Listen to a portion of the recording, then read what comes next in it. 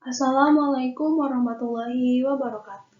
Kepada yang terhormat dosen pengampu mata kuliah karakter building yaitu Ibu Sylvia Ananda Putri Erito, MPD. Perkenalkan, nama saya Siti Fadila Mu'alimah dengan NIM 64211560. Di sini saya akan menjelaskan tentang SDGs yang kelima, yaitu kesetaraan gender dengan judul Lemahnya Kesetaraan Gender di Indonesia. Apa itu gender? Gender adalah karakter sifat dan perilaku yang diletakkan pada perempuan dan laki-laki yang dibentuk secara sosial maupun budaya.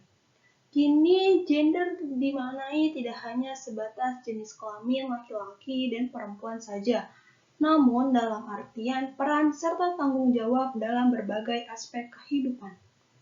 Pada sekelompok masyarakat tertentu, perempuan tidak memiliki peluang yang sama dalam bentuk pendidikan, kesehatan, pekerjaan, dan aspek lainnya. Lalu, apa itu kesetaraan gender? Kesetaraan gender merupakan bentuk keadilan antara perempuan dengan laki-laki dalam pemenuhan hak dan kewajiban. Di Indonesia, hal ini masih sangat lemah, sehingga belum sepenuhnya kesetaraan gender ini tercapai. Bahkan seringkali ketidakadilan dibiarkan dalam kehidupan bermasyarakat. Ketidakadilan juga bisa terjadi pada laki-laki maupun perempuan. Tetapi yang sering mengalami ketidakadilan ialah kaum perempuan. Mengapa bisa terjadi? Karena dari sebagian masyarakat Indonesia masih memiliki mindset atau pola pikir bahwa laki-laki lebih dihargai dan dihormati daripada perempuan. Dan mereka juga berpikir bahwa perempuan merupakan makhluk yang lemah. Padahal sebenarnya setiap warga negara Indonesia dilindungi tanpa membeda-bedakan ras, suku, agama, dan jenis kelamin. Hal ini tertulis di dalam Undang-Undang Pasal 28 Ayat 1 yang menyatakan bahwa setiap orang bebas dari perlakuan yang bersifat diskriminasi atas dasar apapun dan berhak mendapatkan perlindungan terhadap perlakuan yang bersifat diskriminasi. Namun, pada kenyataannya membeda-bedakan secara jenis kelamin masih sering terjadi di dalam kehidupan di masyarakat. Apa itu diskriminasi? Diskriminasi adalah sikap perbedaan secara sengaja terhadap kalangan-kalangan yang berhubungan dengan kepentingan tertentu. Namun, kepentingan ekonomi, sosial, politik, dan budaya seringkali menyebabkan adanya golongan atau kelompok yang terdiskriminasi. Perempuan menjadi salah satu kelompok yang terdiskriminasi berdasarkan kepentingan-kepentingan tersebut. Seringkali orang atau kelompok yang melakukan diskriminasi merasa dirinya lebih unggul dibandingkan dengan orang atau kelompok yang didiskriminasikan. Hal tersebut sering dialami oleh kaum perempuan, di mana perempuan seringkali mengalami berbagai macam bentuk-bentuk diskriminasi. Apa aja bentuk-bentuk diskriminasi? Nah, ini adalah bentuk-bentuk diskriminasi.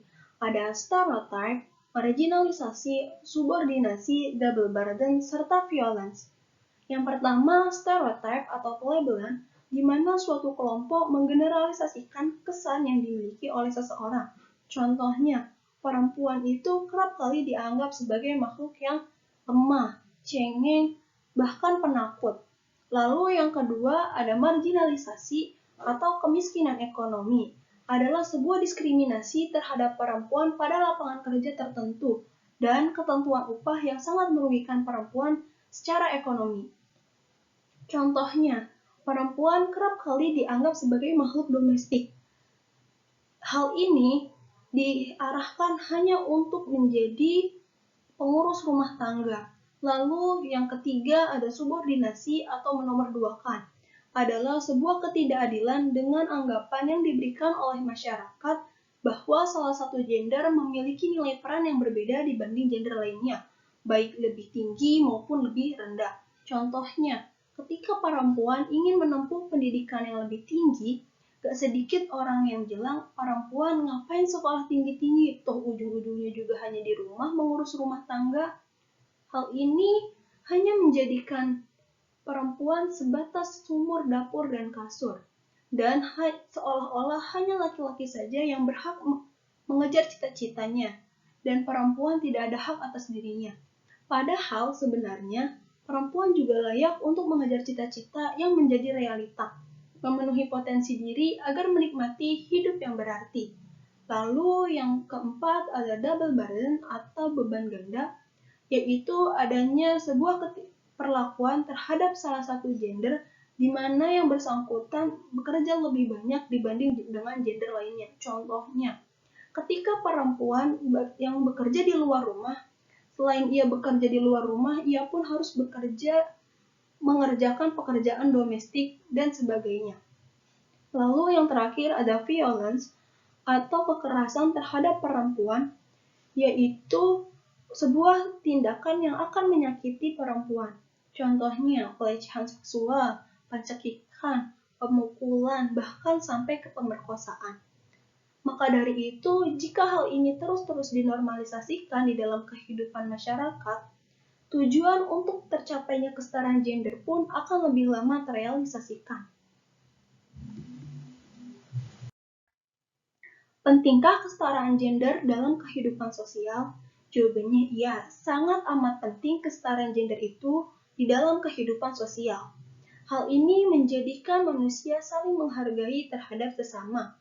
Dengan membangun kesetaraan gender diharapkan tidak ada lagi ketidakadilan, tidak ada lagi kekerasan, dan tidak ada lagi perlakuan diskriminasi terhadap perempuan maupun laki-laki dalam alasan apapun. Oleh karena itu, kesetaraan gender harus menjadi isu bagi semua orang, baik laki-laki maupun perempuan, sampai tidak ada lagi perbedaan sedikit pun. Apa sih yang diharapkan dari kesetaraan gender? Hal yang diharapkan dari kesetaraan gender adalah dapat terwujudnya kesetaraan, keadilan, dan kesederajatan, sehingga laki-laki dan perempuan itu bisa sama-sama bekerja sama membangun keadilan dalam keluarga maupun masyarakat. Kesetaraan gender juga menginginkan agar perempuan bisa memperdayakan dirinya sama halnya dengan laki-laki. Jadi, untuk menjadi manusia yang bermanfaat di masyarakat, baik laki-laki maupun perempuan harus memiliki akses dalam bentuk pendidikan, pengetahuan, keterampilan untuk modal sosial dalam bermasyarakat. Nah, ini adalah contoh-contoh kesetaraan gender dalam kehidupan keluarga. Adalah seluruh anggota keluarga, baik suami dan istri, ayah dan ibu, anak laki-laki dan anak perempuan, semuanya harus sama-sama bertanggung jawab dalam pekerjaan domestik di rumah tangga. Sehingga pekerjaan-pekerjaan domestik tidak menjadi beban bagi perempuan semata. Dan pembagian peran yang adil dalam mengasuh anak pun menunjukkan kesetaraan gender antara pasangan suami dan istri. Karena pada umumnya suami hanya fokus untuk mencari nafkah, sementara istri fokus mengasuh anak dan mengurusi rumah tangga. Sekian pembahasan yang bisa saya sampaikan, kurang lebihnya mohon maaf. Wabillahi taufiq wal hidayah. Wassalamualaikum warahmatullahi wabarakatuh. Dadah!